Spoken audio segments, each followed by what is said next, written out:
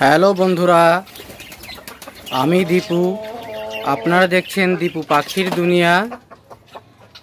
আজকে আমি আবার চলে এলাম নতুন একটা বিষয় নিয়ে। আশা করি আপনার লফটের পাখিগুলো ভালো আছে বা খাঁচার পাখিগুলো ভালো আছে। এখন ওয়েদার চেঞ্জ হচ্ছে, আস্তে আস্তে গরম পড়বে, তাই একটু এখন আপনাদের কেয়ারফুলি যত্ন নিতে হবে পাখিদের।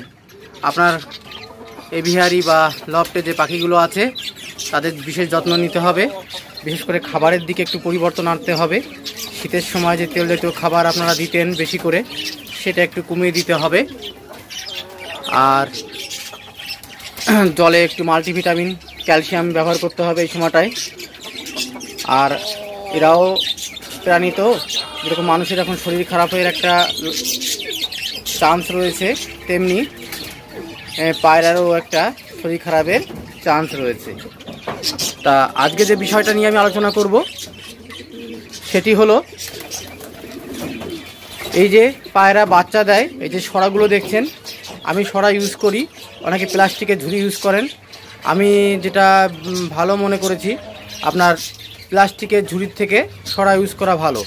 এই সরাতে অনেকের পোকা হয়ে যায়, অর্থাৎ দেখবেন যে পটি করে বা ওরা যে বাসা করে পালক টালক নিয়ে বা বিচুলি নিয়ে, তাতে কি হয়, ওদের সরার মধ্যে কালো কালো পোকা হয়।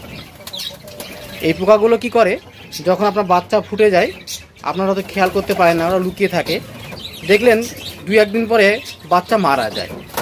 এই বাচ্চাগুলো কেন মারা যায় না, বাচ্চার গায়ে দেখবেন, খেয়াল করে লক্ষ্য করে ছিদ্র থাকে, যে একটা ছিদ্র দেখবেন, মানে কামড়ে দেয়, অথবা ওর পাউদার দিয়ে ভিতরে ঢুকে যায়। কিছুদিন পরেও অনেক সময় বাচ্চা মরে যায়, পাউদার ভিতরে ঢুকে যায় বা ওকে কামড়ে মেরে ফেলে, আমরা অত বুঝতে পারি না। ওই জন্য প্রথম কাজ হবে আপনার সরাগুলোকে এরকম পরিষ্কার পরিচ্ছন্ন করে দেওয়া বাচ্চা হওয়ার সঙ্গে সঙ্গে। আর আরেকটা জিনিস হয়, আপনার সরার মধ্যে যাতে পোকামাকড় না হয়, পোকামাকড় না আসে, এবং সরার মধ্যে যাতে দুর্গন্ধ হয় আপনার লফটে, সেই দুর্গন্ধ থেকে আপনি মুক্তি পাবেন। তার উপায় আমি বলে দেবো, প্রাকৃতিক উপায়ে আপনি সেই দুর্গন্ধ দূর করতে পারবেন। তাহলে আসুন আমি সেই বিষয় নিয়ে বলছি। প্রথমেই আপনি কি করবেন না, আপনাদের সরা রয়েছে, সেই সরাগুলোকে আপনি, এই যে দেখতে পাচ্ছেন, এখানে আমার 2টো সরা রয়েছে, একটা আমার লাল চিলের বেবি রয়েছে। এই সরাটাকে আমি পরিষ্কার পরিচ্ছন্ন করে দেবো।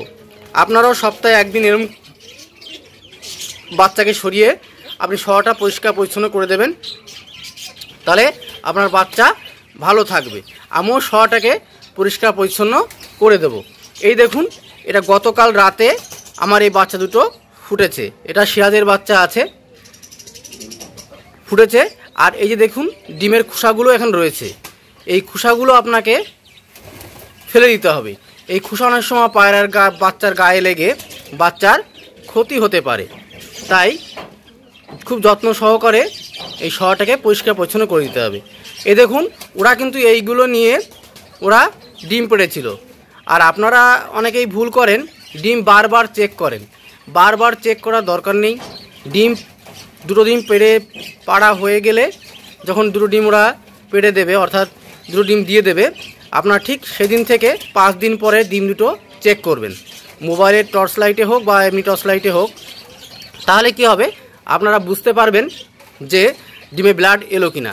যদি ডিমে ব্লাড আসে তাহলে বুঝবেন ডিমে বাচ্চা হবে, আপনাদের আর হাত দেওয়া দরকার নেই। ঠিক এইভাবে রেখে দেবেন, ঠিক 17 দিনের মাথায় ডিমগুলো চেক করবেন, দেখবেন ওরা আস্তে আস্তে বেরিয়ে আসবে, এবং বাচ্চা যখন এরকম বেরিয়ে যাবে তখন সরাটাকে সুন্দর পরিষ্কার পরিচ্ছন্ন করে দেবেন। দেখুন, আমি আজকে এই সরাটাকে পরিষ্কার পরিচ্ছন্ন করে দেবো, এবং আমি যে পদ্ধতিতে বাচ্চাগুলোকে সুস্থ সবল রাখি এবং বাচ্চাগুলো খুব ভালোভাবে বেড়ে ওঠে, আপনারা যদি এই টেকনিকটা ব্যবহার করেন, তাহলে আপনার সরার মধ্যে পোকাও হবে না, এবং বাচ্চাগুলো সুস্থ সবল বেড়ে উঠবে, এবং সরার মধ্যে কোনো দুর্গন্ধও থাকবে না, একটা মিষ্টি সুবাস আসবে। আমি কি করব, এই বাচ্চা দুটোকে আগে আমি এখান থেকে সরিয়ে দেব। খুব সাবধানে করতে হবে যাতে ওদের কোনো ক্ষতি না হয়।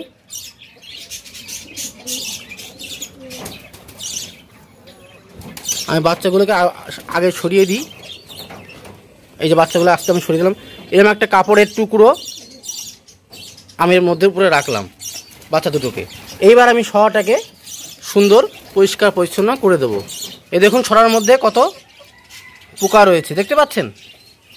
খেয়াল করুন, এই যে কত পোকা আছে। এই পোকাগুলো পায়রার বাচ্চার ভীষণ ক্ষতি করে। আপনারা দেখতে পাচ্ছেন কিনা বুঝতে পারছি না, খুব সূক্ষ্ম কালো কালো পোকা রয়েছে। এই পোকাগুলো বাচ্চার ভীষণ ক্ষতি করে, বাচ্চার গায়ে ছিদ্র করে ফুটো করে দেয় এবং বাচ্চাগুলো মারা যায়। তা এটাকে আমি সুন্দর করে পরিষ্কার করে দেবো যাতে এখানে কোনো না থাকে। এই দেখতে পাচ্ছেন কীভাবে পোকাগুলো দূর দূরে বেড়াচ্ছে। এই পোকাগুলোই কিন্তু বাচ্চার ভীষণ ক্ষতি করে। এই পোকাগুলোকে আপনাকে ফেলে দিতে হয়, পরিষ্কার পরিচ্ছন্ন করে দিতে শটাকে পরিষ্কার করে। আর এই যে ঘরোয়া উপায়ে এই যে দেখেছেন, এটা হচ্ছে তেজপাতা। এই তেজপাতা আমি নিয়ে নিয়েছি। আপনার তেজপাতাকে এরকম গুঁড়ো করবেন, গুঁড়ো করে কিছু তেজপাতার মধ্যে দিয়ে দেবেন। তেজপাতা দিলে আপনার একটা সুন্দর সেন্ট তৈরি হবে, দুর্গন্ধ হবে না, এবং এই তেজপাতার কারণে পোকামাকড়ও হতে পারবে না, সরার মধ্যে পোকামাকড় হবে না, বাচ্চাগুলো খুব সুন্দর থাকবে। না হলে আপনার বাচ্চার পোকা কামড়ে আপনার বাচ্চাকে মেরে দিতে পারে। তাহলে বুঝতে পারলেন আপনি কি করবেন। সরাটাকে প্রথমে পরিষ্কার পরিচ্ছন্ন করে নেবেন, তারপরে সরার মধ্যে এই তেজপাতা দিয়ে দেবেন। তেজপাতা দিলে একটা সুন্দর সেন্টও হবে এবং পোকামাকড়ও হবে না, আপনার বাচ্চাগুলো খুব ভালোভাবে বেড়ে উঠবে। এবং একটা জিনিস বলে দিই, আপনারা খেয়াল রাখবেন বাচ্চাগুলোকে ওর মা বাবা খাওয়াচ্ছে কিনা। এছাড়া পায়রা সংক্রান্ত যদি কোনো প্রশ্ন থেকে থাকে আপনারা কমেন্ট সেকশানে কমেন্ট করবেন, আমি সেই কমেন্টের উত্তর দেওয়ার চেষ্টা করব। আমার যাবতীয় ভিডিও করা আছে, পায়রাকে কী ভিটামিন দেবেন, পায়রার বাচ্চাকে কীভাবে বড় করবেন, পায়রার ডিমে ব্লাড না এলে কী সমস্যা হয়, যাবতীয় তথ্য আপনি আমার এই চ্যানেলটায় পেয়ে যাবেন।